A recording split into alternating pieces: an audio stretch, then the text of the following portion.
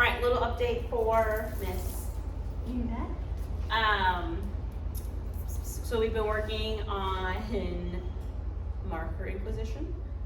So a marker is a word that marks a moment in time that I like something that she does, and for her that announces the arrival of food. So just lots and lots of reps of creating an association between the two.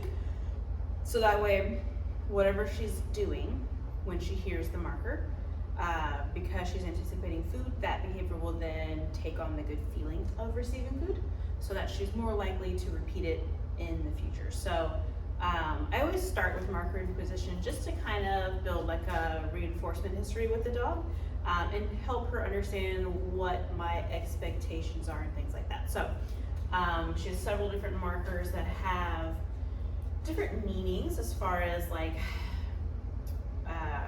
a reward event. So like what she's going to do when she hears that marker. So we have the word yes, which means come take food from me. Typically I'm going to, when she hears the word yes, okay, yes, I'm going to kind of move backwards, let her chase after that food a little bit, just to kind of up its value and have that little bit of like the frustration of trying to get it makes it more valuable. And that way, like if we're in an environment where maybe like food is lower on the value scale just because there's so many things happening around us, because we have that element of play and silliness, hopefully she's more motivated by what I have to offer. There's no commitment to behavior when she hears that word. So if I ask her to do something, Luna, out, yes, she no longer has to continue doing the behavior. Luna, place, yes, she just can come take food from me. Good job. So we're using that one to build engagement, to shape, mostly right now to shape new behaviors.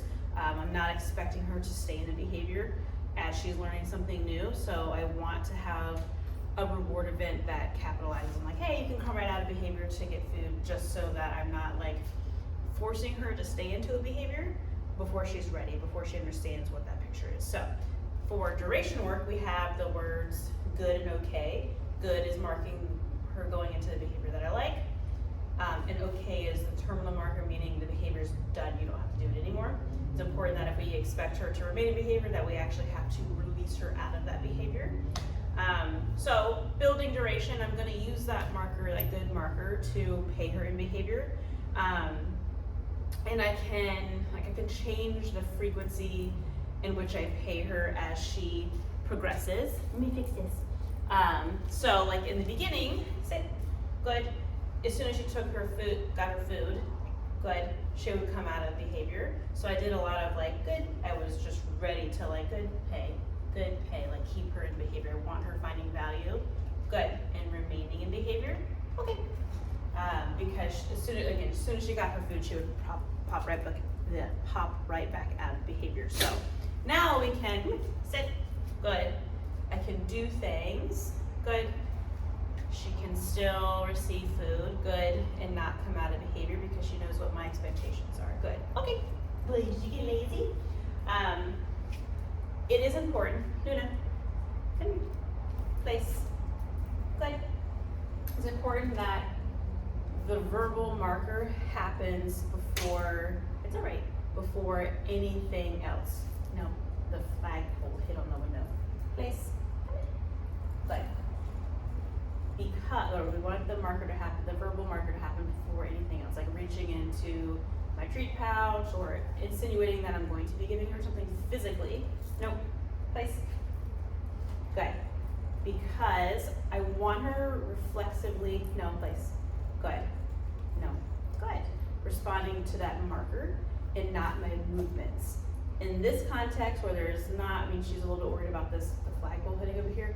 In this context, there's not really any competing motivator. She's pretty engaged with what I'm doing. Place, good, no, good.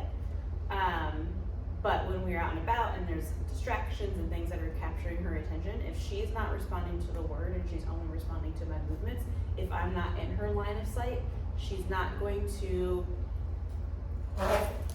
place. No, place. She's not going to pick up on the reward event.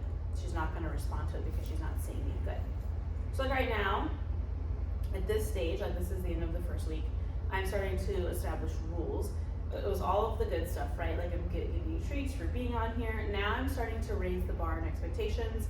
Now I'm giving her a no, a verbal marker for consequence, which is, you got good stuff on here. If you come off, I'm going to tell you no, and I'm going to use loose pressure to guide you back on. Good girl, good. And then I can go back into paying her, but I want her to understand what my expectations are of remaining behavior. We have to give both sides of that balance, right? Like good stuff, good for being on here, consequences for breaking behavior before I say so. I want her to understand that picture fully. Okay, okay, come here. I'm just putting my foot on here because this was a scary thing for her initially, because every time she touched it, it does that, and she doesn't like it. She's very sensitive to noise. So leash mechanics, using a lot of now negative reinforcement with the leash. Negative does not mean bad, it means removal of something to reinforce a behavior, to make it happen, to likely happen again in the future. So in this case, I'm using leash pressure, tension in the leash. Take two. We're removing pressure when she does a thing that I like to reinforce that behavior. It's just a flagpole, you're fine. So the reason that I do that, I want her to understand what leash pressure is asking and how to remove it through compliance. So that way, when we are in a situation where nothing that I have is a motivation to her, she does not care, she's just solely motivated elsewhere, and I need her to do something, I can still get her to do that behavior despite what she wants to be doing. That's not to be like, I'm alpha in charge. That is for clarity. I need you to do this. This is how we do it, regardless of what's going on around us, so that I can have that picture. So I'm teaching her, of course, how to respond to leash pressure. Now there is a street sweeper in front of us. She is very overstimulated right now. So this will be a good time to work through this on camera she'll be on camera as she's dealing with something else. She is not wanting to do anything that I asked her because she's distracted and motivated elsewhere. Luna, yes. So I'm applying a little bit of tension into that leash. As soon as she moves towards its source, it goes away because my hand is not continuing to pull, and I mark with that yes, and then I pay her. So I'm showing her, when you respond to what I'm asking, that pressure goes away, you go back into a neutral collar, a state of comfort, and that's what I'm looking for. Luna, yes, very good. Same thing with if I want her to sit. Yes. I know there's a woman right there. Very good. So big thing with like leash walking. Luna. Yes. Good job. If she's pulling or dragging, I want her to know what the heck that pressure and that tension is asking of her, so that she's not fighting it and not digging in deeper to make it go away, or just coping with it, right? Sit. Good. All distractions. Good. Okay. Very nice.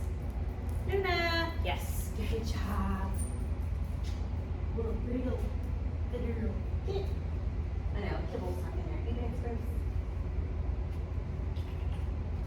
Man. Let's go. Yes. Yeah. Good girl. Sit. Down. Good. So right there, just a little bit of downward pressure. And then as soon as she went to that down, it went away. Good. Okay. Hey. Down. Yes. So you can see her working through like marker discrimination, what yes versus no means, or excuse me, what yes versus good means. Okay. Place. Yes.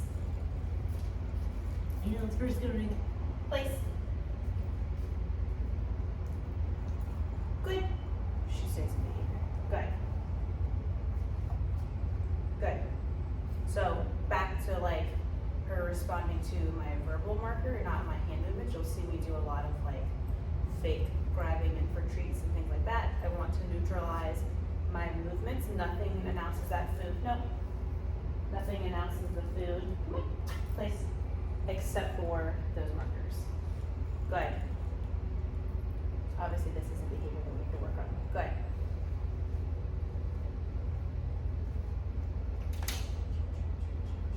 Good. Oh my God, that sound was very stressful. Good girl. Okay. Come on. All right. I'm gonna give her a break just because there's so much going on outside that I think she's a little bit overstimulated. She's visibly a little bit more stressed than she normally is, and on edge, obviously. If you have any questions, just shoot me an email and I'll be happy to answer that. Boop. Good girl.